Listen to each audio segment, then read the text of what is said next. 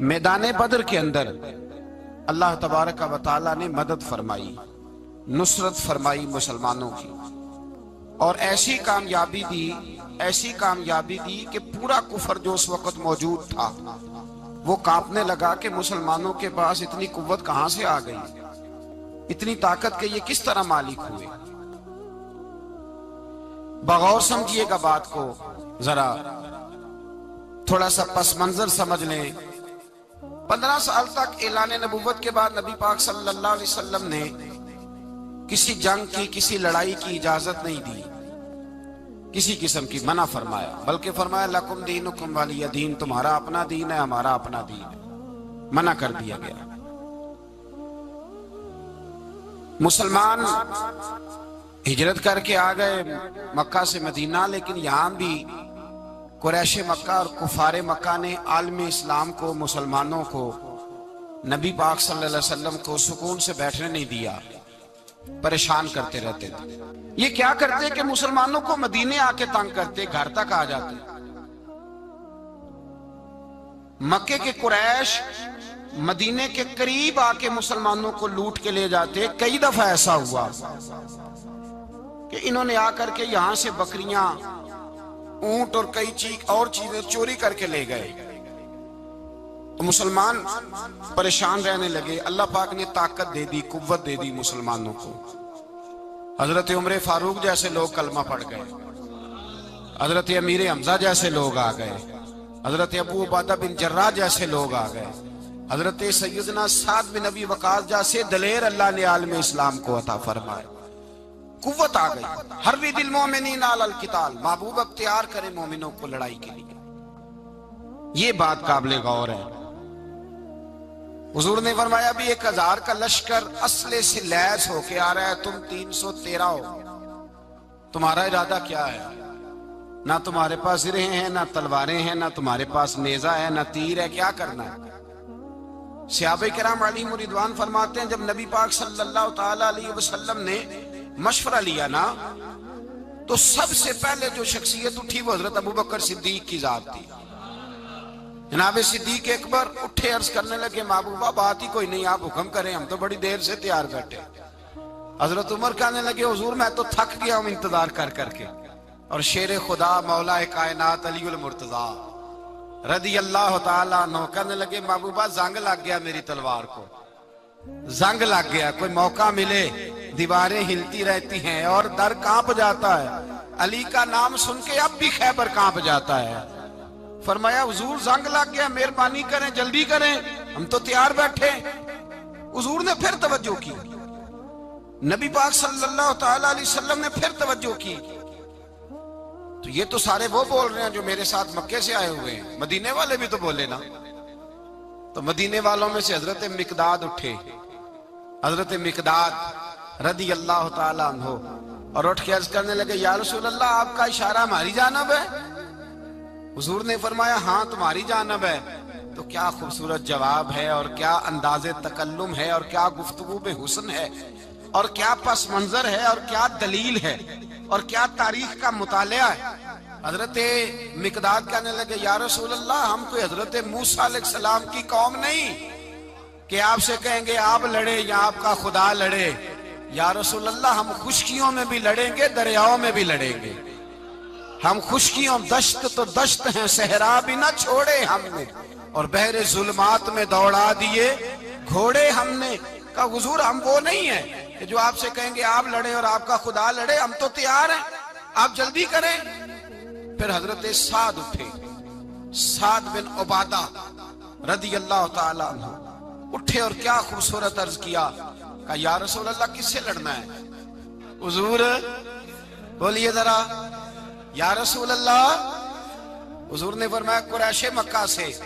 تو صحابی کا وجد دیکھیے گا، انداز دیکھیے گا، کہنے لگے حضور سنا ہے جن نظر نہیں آتے، دیو نظر نہیں آتے، سنا ہے دکھائی نہیں دیتے، محبوبہ آپ حکم کریں، میں تو جنوں سے بھی لڑنے کے لیے تیار ہوں، میں تو ان دیکھی جگہوں پہ تلواریں چلا جاؤں گا، نبی کا حکم ہو تو کود جائیں ہم سمندر میں، جہاں کو محو کر دے نعرہ اللہ اکبر میں۔ یا رسول اللہ حکم کریں، کس سے لڑنا ہے؟ میرے نبی پاک خوش ہو گئے، हुजूर खुश हुए, चेहरे पे मुस्कुराहट दौड़ी, फरमाया तुम पर कोई गलबा पा ही नहीं सकता। फरमाया चलो अब उठो चलें, ना तलवारें हैं ना घोड़े हैं, ना कोई शय है, ना पास असला है, ना कोई बाजार ताकत है। हुजूर उठे तो एक नन्हा मुजाहिद हजरत साद बिन अबी वकास के छोटे भाई उमैर बिन अबी वकास, कद छोटा। हुजूर ने फरमाया साद चले उमैर रह जाए, साद चले और उमैर ये छोटे। हजरत साद कहते हैं मेरी उम्र अभी उस वक्त थोड़ी थी, मैं 16-17 साल का जवान था, तो भाई उससे भी छोटे थे। फरमाया तू रह जा। अल्लाह अकबर। तो कहते हैं देखो उम्र देखो और मनाने का अंदाज क्या है। जा रहे हैं जिहाद के लिए तो बच्चा रो नहीं पड़ता घर में। हजरत उमैर रोने लगे, कहने लगे नहीं नहीं मैंने भी जाना है। रोना कहाँ जाना है भाई? कोई खेलने जा रहे हैं, कोई खेलने जा रहे हैं, सैर को जा रहे हैं, कोई जो है वो किसी तफरीह के लिए निकल रहे हैं। नहीं मैंने भी जाना है। हुजूर ने फरमाया बेटे तलवारों की छांव में जा रहे हैं, वहां गर्जदार आवाजें होंगी, वहां सीने कटेंगे, गर्दनों पे ज़रब लगेगी। हजरत उमैर बिन अबी वकास ने ना अपनी एड़ियां उठा ली, पंजों के बल खड़े हो गए, कहने लगे सोनिया मैं गर्दन कटाने को तैयार हूं। तो हुजूर ने फरमाया तेरा बड़ा भाई चला जो है। हजरत उमैर कहने लगे हुजूर कद में बड़ा है, ताकत में नहीं बड़ा। कद में बड़ा है, ताकत में। कहा ये कद में बड़ा है, जिसामत में बड़ा है, ताकत में नहीं बड़ा। हुजूर ने फरमाया कैसे पता चलेगा? कहा हुजूर कुश्ती करा ले, कुश्ती करा ले। चश्मे फलक ने अजीब नजारे देखे, महबूबा कुश्ती करा ले। हुजूर ने फरमाया करो कुश्ती। करा लेते, करो कुश्ती। कुश्ती शुरू हुई, सुभान अल्लाह कैसी अजीब और मुनफरद कुश्ती है। हजरत साद बिन अबी वकास रदी अल्लाह ताला अन्हु कहते हैं मेरा भाई पहलवान कुश्ती से पहले गले मिलते हैं ना, तो कहते हैं गले मिलने आए तो हजरत उमैर मेरे कान में कहने लगे तेरा तो नंबर लग ही गया है, और महबूब जिसे कबूल कर ले फिर उसे दरगुजर उसे रद्द नहीं करते, तेरा तो लग गया है। तो यार चल थोड़ी देर के लिए गिर जा भाई, जो हुआ चल थोड़ी देर के लिए गिर जा, मैं भी सिलेक्ट हो जाऊंगा, तेरा क्या बिगड़ेगा। कुर्बान जाए। इमाम जुरकानी कहते हैं नबी पाक की आंखों में आंसू आ गए। हुजूर ने बात सुनी तो रो पड़े। फरमाया हम पर भी कोई गलबा पा सकता है? जिस कौम के 14-14 साल के बच्चे लड़ने को तैयार हों उन्हें कोई गिरा सकता है? तू फिजाए बदर पैदा कर, फरिश्ते तेरी नुसरत को उतर सकते हैं गर्दों से कितार अंदर कितार। अब भी थोड़ी देर के लिए भाई आपस में लड़े, गुत्थम गुत्था हुए, फिर बड़ा गिर गया, छोटा पुश्त सीने पे सवार हो गया। मेरे रसूल पाक ने फरमाया चलो भाई तुम्हारा दोनों का जाना ही मकबूल हो गया है, चलो। ये अंदाज था। निहत्ते 313 बशर शौके शहादत में। निहत्ते उसको कहते हैं जिसके पास असला ना हो। निहत्ते 313 बशर शौके शहादत में निकल आए थे मैदान में मोहम्मद की कयादत में। न तेगो तीर पे तकिया, न खंजर पर न भाले पर, भरोसा है तो एक सादी सी काली कमली वाले पर। भरोसा है तो एक सादी सी काली, ज्यादा महंगी भी नहीं, सादी सी काली कमली वाले पर। भरोसा है तो एक सादी सी काली कमली वाले पर। मेरे मुस्तफा करीम अलैहिस्सलाम का लश्कर मैदान की जानिब, उधर कुफार जोशो खरोश से तय पाया रास्ते में। अबू जाल ने कहा कि रोज एक सरदार ऊंट ज़िबा करेगा, गाने गाने वाली औरतें गाने गाएंगी। बदर की फिजा देख लें, गाने वाली गाने गाएंगी, रोज एक ऊंट ज़िबा होगा, शराब के दौर चलेंगे माज़अल्लाह, और मुसलमानों के खिलाफ जोश पैदा किया जाएगा। इधर खाने के लिए शायद कोई नहीं, कोई ताकत नहीं। तो यहाँ क्या होगा? मेरे हबीब ने फरमाया रातों को सजदे करेंगे, दिन को उठ के अल्लाह अकबर के नारे लगाएंगे। यहाँ इबादतें हैं, रियाजतें। मेरे रसूल करीम सैयद आलम सल्लल्लाहु ताला अलैहि वसल्लम से पहले कुफार पहुंच गए। उन्होंने पहुंचकर बदर के मैदान में कब्जा किया। जहां कुएं थे सब पे कब्जा कर लिया। जो जमीन खुश्क थी, रेतली थी, वो छोड़ दी, और जो जमीन हमवार थी उस पर कब्जा कर लिया। जब नबी पाक सल्लल्लाहु अलैहि वसल्लम तशरीफ लेकर के गए تو ریتلی زمین، تپتی ہوئے صحرا، 17 رمضان کا دن صحابہ نے روزے رکھے ہوئے صحابہ نے کیا کیا ہوا ہے؟ کیا کرنے گئے ہیں؟ پکی گل لے تو یہ بولے تھوڑے ہو نا، میں کہ شاید کچھ حق ہوئے. کیا کرنے گئے تھے؟ روزہ رکھ کے. اللہ خیر ہی کرے. ہمارے ہاں تو روز نیا بہانا آتا ہے، کہتے میں کام تے جانا، میرا تو نہیں نہ بنتا. روز نیا بہانا ہے، کہتے نہیں میں تو مزدور آدمی ہوں. کس طرح کی بات کرتے ہو؟ اللہ نے فرض کیا ہے تو اس کا مطلب ہے کہ گزارا ہو سکتا ہے، چل سکتا ہے، تبھی تو فرض کیا ہے. حضور نے فرمایا روزے کھول دو بھائی، پر کون کھولے؟ کوئی نہیں تیار. اب اللہ کے رسول نے خود گھوڑے کے اوپر بیٹھ کر کھجور کھائی دوپہر کے وقت. جب حضور نے کھولا تو تب سب نے کھولا. 17 رمضان نبی پاک صلی اللہ علیہ وسلم کے آنے سے پہلے انہوں نے کنووں پہ بھی قبضہ کر لیا، ہموار زمین. حضور آئے تو ریتلی زمین ملی، وہیں صحابہ نے ڈیرے لگائے. اب پانی کوئی نہیں، کوئی شے نہیں، تپتا ہوا صحرا، اوپر سے سورج گرمی برسا رہا ہے. حفیظ جلندری کہتے ہیں کہ زمین دعا مانگنے لگ گئی. زمین دعا مانگنے لگی. زمین کہنے لگی خدا بندہ مہربانی فرما، تیرے رسول آئے ہیں تو اب ذرا مجھے ٹھنڈا نہیں کر دیتا. حفیظ جلندری کا نظریہ ہے، وہ کہتے ہیں زمین دعا مانگنے لگی. زمین کہنے لگی مولا تیرے حبیب کے قدم جب میری اس خاک پہ آئے، الہی حکم دے سورج کو اب نہ آگ برسائے. زمین کہتی ہے تیرے حبیب کے قدم جب میری اس خاک پہ آئے، الہی حکم دے سورج کو اب نہ آگ برسائے. میرے دامن سے گر ان کو ہوائے گرم آئے گی تو مجھ کو رحمت للعالمین سے شرم آئے گی. میرے دامن سے گر ان کو ہوائے گرم آئے گی تو مجھ کو رحمت للعالمین سے. زمین کہنے لگی مجھے شرم آئے گی کہ محبوب آئے ہیں اور میں یا اللہ مہربانی کر. حفیظ جلندری ویسے تو حضور کی دعا، صحابہ کی دعا، سب کی بات ہے. وہ کہتے ہیں زمین نے دعا مانگی، جب دعا مانگی تو اللہ نے بارش عطا کر دی. حضور نے فرمایا لو بھی حوض بنا لو، پانی بھر لو. صحابہ کہتے ہیں چھوٹے چھوٹے حوض بنا لیے، پانی ہم نے ان کے اندر جمع کر لیا، جانوروں کو پلایا، خود بھی ہم نے وہ پانی رکھا وضو کے لیے، غسل کے لیے. فرماتے ہیں اب ریتلی زمین تھی تو سمجھ لیں بارش پڑنے سے پکی ہو گئی. ان کی جانب کیچڑ ہو گیا، پانی ختم ہو گیا، کافروں کی طرف ختم ہو گیا.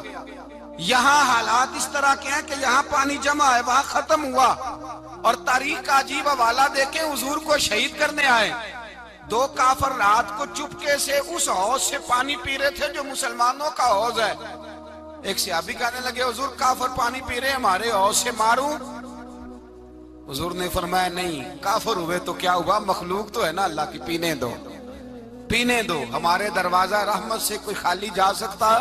ایسا کی تیری خیر تیرے میں کدے کی خیر، ایسی پلا کی جس کا نشہ عمر بھر رہے، اور پلا کے گرانا تو سب کو آتا ہے، مزہ تو تب ہے کہ گرتوں کو تھام لے ساکی. کہا نہیں، پینے دو انہیں. میرے رسول کریم سید عالم صلی اللہ علیہ وسلم نے میدان بدر میں پڑاؤ کیا. کافر ساری رات دندناتے رہے، شور کرتے رہے. جاسوسی کا ایک معیار ہوتا تھا. اب تو فوجوں کی وردی ہوتی ہے، پہچانے جاتے ہیں فوجی کس ملک کے ہیں، کس علاقے کے ہیں، کس جگہ سے ان کا تعلق ہے. اس زمانے میں کوئی وردی نہیں ہوتی تھی، ہر قبیلے کا آدمی ہوتا تھا تو لوگ گھس جاتے تھے، جاسوسی آسان ہوتی. آئے رات کا وقت ہے تو کچھ جاسوس بھیجے ابو جہل نے، کہا پتہ کر کے آؤ بندے کتنے، اسلحہ کتنا ہے، جوان کتنے، بوڑھے کتنے، ان کا انداز کیا ہے، سارا معلومات کر کے آؤ. کفر کی جو معلومات ہیں اس پر ذرا غور کریں. اب وہ شخص آیا، جا کے ابو جہل سے کہنے لگا 313 ہیں، 6 زرہیں اور 8 تلواریں، کوئی کھانے پینے کا سامان نہیں، اور کچھ بچے بھی ہیں، کچھ بوڑھے بھی ہیں، عمیر بن ابی وقاص بھی ہیں، ابو عبیدہ بن جراح جیسے بوڑھے بھی ہیں، کچھ لمبا چوڑا انتظام کوئی نہیں. ابو جہل بڑا کھل کھلا کے ہنسا. جاسوس واپس آئے نا تو کھل کھلا کے ہنسا، کہنے لگا اس طرح کرو کہ جنگ کرنے کی ضرورت نہیں، انہیں نا صبح سب کو گھوڑوں کی پشتوں پہ باندھ کے نا تو لے چلتے ہیں مکے، وہاں جا کے دیکھیں گے ان کا کیا کرنا ہے. ان کو باندھ لو گھوڑوں کی اونٹوں کی پشتوں پر تو وہاں جا کے دیکھیں گے. جب یہ بات کی تو جاسوس کہنے لگا ٹھہر جا, پوری بات تو سن لے, میری پوری سن تو لے, تبصرہ تو نے شروع کر دیا ہے. اس نے کہا چل سنا پوری. اس نے کہا ہے 313 پر سارے سر پہ کفن باندھ کے آئے ہوئے ہیں 313 پر بچے سے لے کر بوڑھے تک. میں جس کو پاس بھی گیا ہوں وہ مصلی پہ بیٹھا ہے اور شہادت کی دعا مانگ رہا ہے. مصلی پہ شہادت ہے, مطلوب مقصود مومن نہ مال غنیمت نہ کشور کشائی ہے, تھوڑے پر آئے مرنے ہیں, جان دینے آئے ہیں, واپس جانے کا ارادہ کوئی نہیں کسی کا بھی, آئے سارے حضور کے نام پر قربان ہونے. ابو جہل ساری رات شراب پیتا رہا, مغویہ گانے گانے والی عورتیں ساری رات گانے گاتی رہیں, اور ادھر انداز بڑا نرالا ہے. حضرت ابو بکر صدیق رضی اللہ تعالیٰ عنہ فرماتے ہیں کہ صحابہ نے مشورہ کیا کہ نبی پاک صلی اللہ تعالیٰ علیہ وسلم کی طرف سب سے پہلے توجہ کریں گے کافر. حضور کے لیے کسی محفوظ جگہ کا بندوبست کیا جائے. ایک چھپر, ایک عریش, ایک جھونپڑی پہاڑ کے اوپر بنا دی گئی حضور کے لیے. مولا علی شیر خدا خود فرماتے ہیں, کہتے ہیں سب سے مشکل کام اس جھونپڑی کی حفاظت کرنا تھا, اس چھپر کی, عریش کی جس میں حضور تھے. جب نبی پاک نے فرمایا نا میرا پہرا کون دے گا, تو کہتے ہیں ابو بکر صدیق تلوار لے کے کھڑے ہو گئے, کہنے لگے سونیا ضرورت ہی کوئی نہیں, میں جو حاضر ہوں. تو حضرت علی فرمایا کرتے تھے بتاؤ جو فرعون کے سامنے کھڑے ہوئے وہ زیادہ دلیر تھے یا ابو جہل کے سامنے جو کھڑے ہوئے دلیر ہیں؟ تو حضرت ابو بکر صدیق فرماتے میں پہرے پہ تھا, کافر شرابیں پی رہے تھے اور نبی پاک ساری رات عبادت کرتے رہے, ساری رات حضور نے رو کے گزار دی. کہا اے اللہ, کیا لفظوں میں حسن ہے, کہ اے اللہ میرے پاس یہ 313 کل تھے, میں لے کے آ گیا, اگر آج یہ ختم ہو گئے تو بتا قیامت تک کون تیری عبادت کرے گا. اے اللہ یہ 313 ہی تھے جو میں لے آیا, مہربانی فرما. ساری رات دعا ہوتی رہی, ساری رات حضور دعا کرتے رہے. پہلے حکم آیا کہ 1000 فرشتہ بھیجا ہے, پھر آیا محبوب چل 3000 بھیجے, پھر اللہ نے کہا محبوب میں نے 5000 بھیجے. حضرت علامہ ہزار بھی کہا کرتے تھے کہ نہیں, رب کریم نے فرمایا 5000 بھیجے ہیں, تو محبوب نے کہا نہیں مولا اس طرح نہیں, میرے فرشتے نہ بھیج, تیرا وعدہ تھا میں بھی آؤں گا, تیرا وعدہ تھا میں بھی آؤں گا. اور وہ اپنے انداز میں فرمایا کرتے تھے سانو کل کے وچ میدان بدر تے آپوں بہ رہے ہیں یار کنارے آتے, تیرا وعدہ تھا میں بھی آؤں گا. تو پھر حکم ہوا قرآن میں انی معکم, محبوب میں بھی تیرے ساتھ ہی ہوں, محبوب میں بھی تیرے, خدا خود میر مجلس بود. سارے بولیے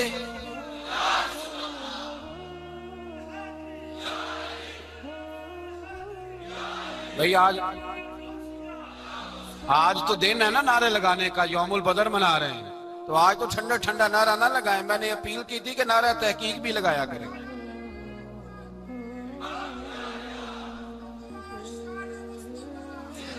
تو بھائی یہ یاد رکھیں, سمجھے اس بات. فرمایا حضرت ابو بکر صدیق فرماتے ہیں پہلے 1000 پھر 3000 پھر 5000 فرشتے آئے, اور جوک در جوک فرشتے آئے. کہتے ہیں سرکار ساری رات روتے رہے, ساری رات. تیرے صرف اسلحے سے ہی اللہ کی مدد نہیں آئے گی, تو نے ایٹم بم بنا لیا اور توفیق عید کی نماز کی بھی نہیں, اس سے تھوڑی مدد آئے گی. میرے مصطفیٰ کریم سید عالم صلی اللہ علیہ وسلم نے فرمایا, امت کو درس دیا, اسلحہ بھی جمع کرنا, طاقت بھی اکٹھی کرنا, صفیں بھی بنانا, اپنے اندر اتحاد بھی پیدا کرنا. لیکن اگر تم نے کفر پر غلبہ حاصل کرنا ہے تو اس کے لیے خدائی مدد کی ضرورت ہوگی.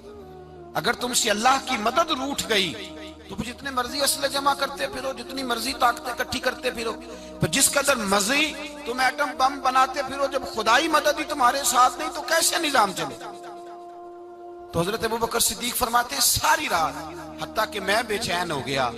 حضور سجدے میں تھے تو میں حضور کے اوپر لیٹ گیا. میں نے کہا محبوب بس کریں, اٹھ کے دیکھے تو صحیح میرے اللہ نے کتنی مدد نازل فرما دی ہے. صبح رسول پاک تشریف لائے, صحیح مسلم, ابو داؤد, کتابوں کے نام یاد رہیں گے. حضرت انس بن مالک حدیث کے راوی ہیں, کہتے ہیں حضور اٹھے اور ایک دن پہلے چھڑی لے کے میدان میں آئے, ایک دن پہلے اٹھے، دیکھو میرے محبوب کے علم کی شان۔ میرے اعلیٰ حضرت فرماتے ہیں اور کوئی غیب تم سے نہا ہو بھلا جب خدا ہی نہ چھپا رہا، اور کوئی غیب تم سے نہا ہو بھلا جب خدا ہی نہ چھپا رہا۔ تم پر کروڑوں درود۔ اور ہمارے ایک شیخ تھے علامہ تحسین رضا صاحب رحمۃ اللہ علیہ، ان کا بڑا خوبصورت شعر ہے، وہ فرمایا کرتے تھے علم غیب رسول کے منکر اس حقیقت کو بھول جاتے ہیں، غیب مانا کہ راز ہے لیکن راز اپنوں سے کب چھپاتے ہیں۔ راز مانا، غیب مانا کہ راز ہے لیکن راز اپنوں سے کب چھپاتے ہیں۔ ایک دن پہلے حضور میدان میں آئے، صحیح مسلم کی حدیث ہے، اور محبوب پاک صلی اللہ علیہ وسلم کی دست مبارک میں چھڑی ہے۔ حضرت انس کہتے ہیں حضور میدان میں آئے اور حضور نے لکیر کھینچی، فرمایا کل یہاں ابو جال مرے گا۔ کب مرے گا؟ یہاں مرے گا۔ فرمایا یہاں عتبہ مرے گا، یہاں عتبہ مرے گا، یہاں ولید مرے گا۔ حضرت انس فرماتے ہیں میری لکیروں پہ نظر تھی، لوگ جنگ لڑتے رہے، میں لکیریں دیکھتا رہا۔ اللہ کی عزت کی قسم جہاں حضور نے چھڑی رکھی تھی، جو مرا وہیں آ کے مرا ہے، جو مرا ہے وہیں آ کے، جو دن کو کہہ دیا دن ہے تو دن نکل آیا، جو شب کو کہہ دیا شب ہے تو رات ہو کے رہی۔ خدا نے ان کی زباں کو وہ اختیار دیا، جو نکلی منہ سے ان کے وہ بات ہو کے رہی۔ فرمایا جہاں حضور نے چھڑی رکھی تھی، جو مرا ہے وہیں آ کے مرا ہے میرے رسول کریم سید عالم صلی اللہ تعالی علیہ وسلم نے اگلے دن صبح اٹھ کے صف بندی بنوائی۔ حضور نے اپنے ہاتھ کے اندر چھڑی لے لی، فرمایا چلو ابھی صفیں سیدھی کرو۔ کیا کرو؟ کرانی چاہیے نا صفیں سیدھی، ہمیں کر بھی لینی چاہیے نا۔ حضور نے فرمایا تم صفیں سیدھی کرو، اللہ تمہارے دل سیدھے کر دے گا۔ تو یہاں سیدھے کرانے والے ہوتے ہیں، کرنے والا۔ اور میرے نبی پاک صلی اللہ علیہ وسلم نے فرمایا جب تم نماز کے لیے صفیں سیدھی کرتے ہو تو رب تو تمہیں دیکھ کے مسکراتا ہے، جو اس کی شان کے لائق ہے۔ حضور صفیں سیدھی کرا رہے تھے۔ حضرت سواد انصاری ایک صحابی تھے، تو پیٹ ان کا بڑا تھا۔ حضور نے چھڑی رکھی، فرمایا پیچھے ہٹ تھوڑا سا، بڑا پیٹ تھا۔ چھڑی لگائی نہ تو کہنے لگے حضور کیوں ماری ہے چھڑی آپ نے مجھے؟ نبی پاک صلی اللہ علیہ وسلم نے فرمایا چل ناراض نہ ہو، بدلہ لے لے۔ کہنے لگے لائیں دے بدلہ۔ حضور نے چھڑی پکڑائی تو کہنے لگے کپڑا ہٹائیں۔ حضور نے کپڑا ہٹایا تو جس میں اقدس چومنے لگے، کہنے لگے محبوبہ پتہ نہیں تھوڑی دیر کے بعد کیا بننا ہے۔ میں نے کہا جاتی جاتے بوسے ہی لے لوں حضور، بوسے ہی لے لوں جاتے جاتے مصطفیٰ کریم۔ اور یہ واقعات کئی صحابہ کے، حضرت عکاشہ بن محسن کا بھی ہے اور بھی کئی لوگوں کا۔ میرے رسول پاک علیہ السلام میدان بدر میں، بدر کی فضا عرض کر رہا ہوں، دو صحابی تھے، ایک کا نام حضرت حذیفہ بن یمان اور ایک کا نام حضرت حسین۔ یہ دو صحابی ہیں رسول پاک صلی اللہ علیہ وسلم۔ یہ کہیں سے آ رہے تھے واپس، ابو جال کی ملاقات ہو گئی۔ جنگ میں جا رہے ہو، اپنے نبی کے لیے آئے ہو، مدد کرو گے؟ انہوں نے کہا نہیں ہم تو ویسے ہی آ رہے تھے۔ ابو جال نے کہا اگر ویسے ہی آ رہے تھے تو ٹھیک ہے جاؤ، وعدہ کرتے ہو لڑو گے تو نہیں؟ کہا نہیں لڑیں گے۔ یہ دونوں وعدہ کر کے آ گئے حضور کے پاس، کہا یا رسول اللہ ہم نے اس سے وعدہ کر لیا ہے، لیکن ہمارا ارادہ تو لڑائی کرنے کا ہے، ہمیں تو یہاں کے پتہ چلا ضرورت پڑی ہے۔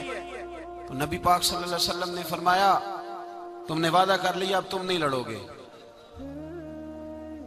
کہا یا رسول اللہ کافر سے وعدہ کیا ہے۔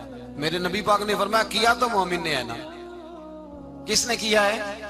اللہ اکبر۔ کوئی وعدوں کی پاسداری نہیں کرتا۔ میدان بدر میں جہاں ایک ایک فرد کی ضرورت ہے، ایک ایک فرد کی، وہاں رسول پاک نے فرمایا مومن نے وعدہ کیا ہے لہٰذا ہم دو مجاہد کاٹتے، فرمایا تم بیٹھ جاؤ تم نہیں لڑو گے۔ اب دونوں لشکر آمنے سامنے ہوئے، آمنے سامنے۔ سب سے پہلے آنے والوں میں سے ادھر سے ولید آیا، عتبہ آیا، اس کا بھائی شیبہ آیا، یہ تین آئے۔ کہنے لگے حضور ہمارے مقابلے میں بھیجے۔ نبی پاک نے انصار میں سے بھیجا، کہنے لگے یہ نہیں ہمیں چاہیے، ہمارے مقابلے میں قریشی اور ہاشمی بھیجو۔ برادری کا بڑا شوق تھا نا قریشی۔ حضور نے فرمایا چلو تمہارا جلدی مرنے کا ارادہ ہے تو بھیج دیتے ہیں، ٹھیک ہے تمہارے پائے کے بھیج دیتے ہیں۔ حضور نے فرمایا چلو امیر حمزہ اٹھو۔ حضرت امیر حمزہ اسد اللہ و رسولہ اٹھ کے کھڑے ہو گئے، فرمایا چلو علی آپ بھی اٹھو۔ شیر خدا تو یوں اٹھے کہ جیسے پہلے سے ہی کھڑے تھے۔ حضور نے فرمایا چلو ابو عبیدہ بھی اٹھے، تینوں صحابی اٹھے۔ حضرت عبادہ ذرا بوڑھے تھے, ان کے لیے تھوڑا مشکل ہوا دشمن کو سنبھالنا, باقی تو دونوں نے کاٹ کے رکھ دیے دشمن. اور حضرت علی رضی اللہ تعالیٰ عنہ نے دیکھا نا جناب عبادہ ذرا زخمی ہو گئے, دشمن ان کا بھاری ہو رہا تو دوڑے گئے, مارا حضرت عبادہ کا دشمن بھی مارا, اور جناب ابو عبادہ کو کندھوں پہ اٹھا کے در رسول پہ لے گئے. کہنے لگے سونیا یا رسول اللہ آپ کے دشمن میں مار آیا ہوں, غلام بچا کے لے آیا ہوں, یہ میں لے آیا ہوں آپ کی, یہ شان ہے حضرت علی شیر خدا کرم اللہ. اب جنگ کا نکارہ بجا, کہاں 1000, ایک مورخ کہنے لگا نہیں پورا 1000 نہیں تھا, 950 تھا. میں کہا چل تو 900 کر لے یار, اس میں کون سی حرج والی بات ہے, پھر بھی 900 اور 300 کا کیا مقابلہ. اور پھر اسلحے سے لیس 1000 کا لشکر, میرے رسول کائنات سرور عالم صلی اللہ علیہ وسلم جب جنگ چھڑی, امیہ بن خلف بڑا مارتا تھا حضرت بلال کو, جناب بلال کے قابو ہی آ گیا, حضرت بلال کے قابو آ گیا. کہنے لگا معافی مل جائے گی, معافی مل جائے گی, معافی مل جائے گی, دوڑنے لگا. حضرت عبد الرحمن بن عوف کہنے لگے بلال جب کوئی معافی مانگے تو دے دینی چاہیے, فرمایا سب کو دینی ہے, اس ظالم کو نہیں دینی. پکڑ کے مارا جناب سیدنا بلال حبشی رضی اللہ تعالیٰ, پکڑ کے مارا, فرمایا مجھے بڑی سزائیں دیتا. اس امت کا فرعون ابو جہل نے ساری زندگی ستایا ہے, 2 چھوٹے چھوٹے بچے معوذ اور معاذ, اور ان کی عمریں 17 سال سے کم بتائی جاتی ہیں, اور حسین لفظ ہیں. حضرت عبد الرحمن بن عوف کہتے ہیں دونوں میرے پاس آئے, اور ایک روایت میں یوں بھی انداز ہے, کہتے ہیں ایک بھائی کا قد چھوٹا تھا, تلوار اونچی تھی اس سے, اور آئے, اور یہ لفظ ہیں تاریخ میں محفوظ, آئے آ کے کہنے لگے عبد الرحمن سے چچا ابو جہل کدھر ہے. تو میں نے کہا تم نے کیا کرنا ہے. ان کا جواب پتہ کیا ہے, یہ نہیں کہا کہ دین کا دشمن ہے, یہ نہیں کہا بڑا ظالم ہے اس لیے مارنا ہے, کہا تم کیا کرو گے. تو جواب وہ شاہ نامہ اسلام نے اپنے لفظوں میں بیان کیا, کہنے لگے مریں گے. زیادہ یہی ہے نا کہ ہم کمزور ہے, پوچھنے کا سٹائل یہ تھا کہ تم بچے ہو, تم نے کیا کرنا ہے. تو پتہ ان کا جواب کیا ہے, حفیظ جلندری کہتے ہیں وہ کہنے لگے مریں گے یا ماریں گے ناری کو, سنا ہے گالیاں دیتا ہے وہ محبوب باری کو صلی اللہ علیہ وسلم. کہنے لگے ہمارے نبی کو معاذ اللہ برا کہتا ہے, چھوڑیں گے نہیں, جانا ضرور ہے, اگر اسے مار نہ سکے تو مار کے تو آ جائیں گے نا, جانا ضرور ہے. تو کہتے ہیں ہم نے اشارہ کیا, میں نے کہا وہ گھوڑے پہ جا رہا ہے, وہ دیکھو. کہتے ہیں بس چھلانگے لگاتے دوڑے, بھاگے گئے, ایک نے اچھل کے تلوار ماری, دوسرے نے بھی گرایا, تیسرے نے بھی زخمی کیا. ابو جہل نے تلوار ماری تو ایک بھائی کا بازو کٹ گیا, تو ہلکا سا گوشت لٹک رہا تھا, اس نے پیر رکھ کے گوشت بھی جدا کر دیا اور کاٹا ابو جہل. جب نیچے گرا اب عبداللہ ابن مسعود آئے, دیکھا کچھ جان باقی ہے, رسی جل گئی, بال نہیں گئے. حضرت عبداللہ ابن مسعود جب گلا کاٹنے لگے تو کہنے لگا ذرا نا گردن نیچے سے رکھ کے کاٹنا, گردن ذرا نیچے رکھ کے کاٹنا. فرمایا کیوں. کہنے لگا ذرا سردار ہوں, گردنوں میں پڑی گردن میری اونچی نظر آنی چاہیے, رسی جل گئی پر بال. کہنے لگا ایسا نہ ہو غلاموں میں پڑی ہو تو چودھری کی گردن لہذا ہی نہ نظر آئے, ذرا نیچے سے رکھ کے کاٹنا. حضرت عبداللہ ابن مسعود رضی اللہ تعالیٰ انہوں نے گردن کو کاٹ ڈالا. میرے بھائی اب جنگ ختم ہونے لگی آہستہ آہستہ, دونوں بچے اپنی تلواریں لے کے در رسول پہ آئے. ایک کہنے لگا میں نے مارا ہے, دوسرا کہنے لگا حضور میں نے مارا ہے. حضور نے فرمایا تلواریں دکھاؤ, خون کس کو لگا ہے. جب خون دیکھا تو دونوں کو ایک جتنا لگا تھا. میرے حبیب مسکرائے, فرمایا تم دونوں نے مارا ہے, تم دونوں نے مارا ہے. میرے رسول پاک سید عالم صلی اللہ تعالی علیہ وسلم نے دیکھا امیہ بھی مر گیا. ابو البختری, عتبہ, عتیبہ, شیبہ, امیہ بن خلف, بڑے بڑے دشمن مر گئے. 70 کے قریب قتل ہوئے, 70 کے قریب گرفتار ہوئے, باقی بھاگ گئے. 14 صحابہ صرف شہید ہوئے. ان کے جو مر گئے نبی پاک نے کنویں کے اندر پھینک دیے, اور کنویں کے سرانے کھڑے ہو کے ذمہ داری سے, سیاستہ کی روایت عرض کر رہا ہوں, ذمہ داری سے حضور نے بدر کے کنویں پہ کھڑے ہو کے فرمایا او کافرو, او فلاں بن فلاں, او فلانے کے بیٹے فلانے, تم نے دیکھ لیا میرے رب کے وعدے کتنے سچے ہیں. حضرت عمر کہنے لگے حضور مردوں سے آپ باتیں کر رہے ہیں. تو نبی پاک نے فرمایا عمر جتنا تم سن رہے ہو اتنا یہ بھی سن رہے ہیں. اگر کافر سن سکتے ہیں تو داتا علی اجمیری نہیں سن سکتے؟ اگر کافر سن سکتے ہیں تو معین الدین اجمیری نہیں سن سکتے؟ کہاں بیٹھ کے تو عقیدہ پڑھتا رہا ہے؟